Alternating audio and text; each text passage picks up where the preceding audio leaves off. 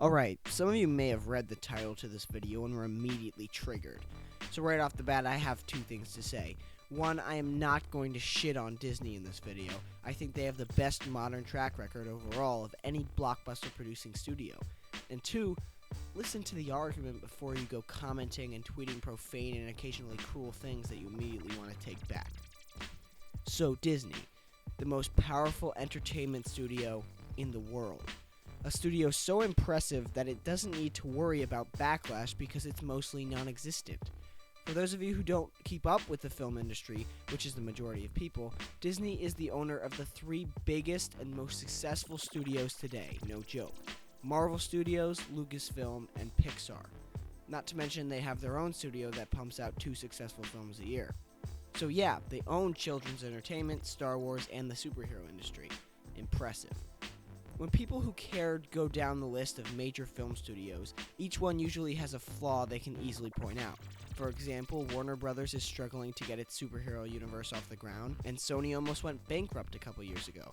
But when people look at Disney, it's almost all positive. There is variety, there is consistency, and there is a lot of money. I'm talking billions in revenue each year just from box office. So, from the naked eye, Disney is the perfect studio. But my job today is to prove that statement wrong. So let me present my argument. The one thing holding back Disney from the title of perfection is children. Okay, yeah, so just from hearing it, that statement just doesn't make any sense. Not to mention the grammar is technically wrong, but grammar? Anyway, Disney has produced a variety of films over the years, like a wide variety, but ever since the beginning of its feature film production with Snow White and the Seven Dwarfs, one thing has stayed consistent. A Disney film must end a child-friendly film. I don't want to talk too much about ratings because that puts a label on everything, but if we were to discuss ratings, PG-13 in Disney terms is rated R. I will get back to that statement later. So let me take a second to put this in perspective. To do that, I will use a recent example.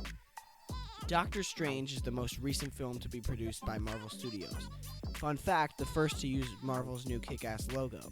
It came out to mostly positive reviews with, generally speaking, a great score on Rotten Tomatoes. But critics' reviews themselves did not mark it a great film. They just marked it a pretty good one.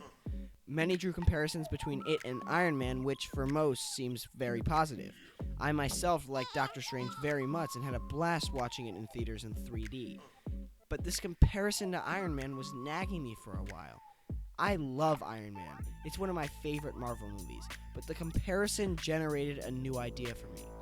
Doctor Strange was compared to Iron Man because, well, it lacked new substance. Now, at first, that sounds like I'm criticizing the film, but I'm not. What I mean to say is, Doctor Strange has the Marvel stamp on it. It has an original story and new characters, but for a film with dark material, it isn't dark. At least, not the finished product. You see, news broke about the new Marvel film during shooting that Dan Harmon, who wrote Community and Rick and Morty, was doing rewrites of the script, originally co-written by horror director Scott Derrickson, to add more comedy. That was actually the reason they gave. In other words, Disney felt the film too dark for them and thus ordered it to be made brighter because power. One of the common complaints in Doctor Strange was not the quality of the comedy, but its placement in the film. Although it was funny, it just felt odd at times in the movie. What's this, my mantra? It's the Wi-Fi password.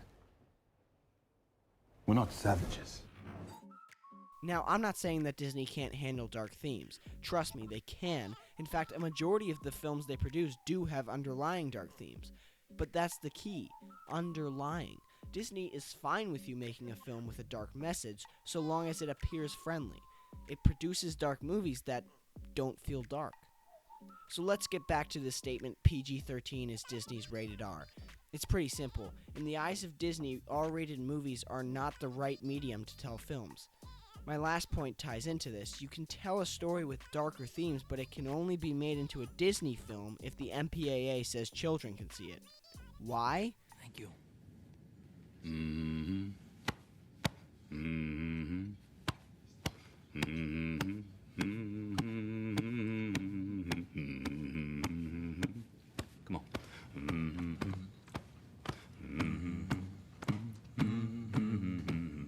denominator.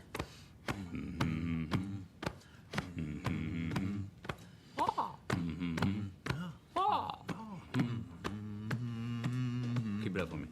See how we roll, how the money comes in. Yep, money. The lighter feel brings in a lot more money, at least according to Disney. But you see, here's the thing. That might not be entirely true. There still exists a data point in box office relating to a film's quality and general reception. It still helps quite a bit to get good reviews and keep demand high. Without that data point, your film has no legs in the box office and in the end is a disappointment critically and commercially. This data point, however, is not all about maturity of the film. I mean, Deadpool is one of Fox's highest ever grossing films. That movie is very R-rated, but it was also a high-quality movie that was universally enjoyed. People wanted to see it twice or 3 times in the theater. What Disney fails to realize is that their films have this data point and thus don't need the extra benefit of having a child-friendly rating all the time. Once in a while, it's okay to be a little darker and a little scarier. You can even do so within the boundaries of PG-13. I mean, The Dark Knight is very dark, and yet it is still DC's highest grossing movie of all time. Over $1 billion it grossed. $1 billion. But the one flaw with Disney remains that it refuses to take that extra step and make even one truly dark feature film. And I believe that if it did so, even just once, it really could be the perfect studio.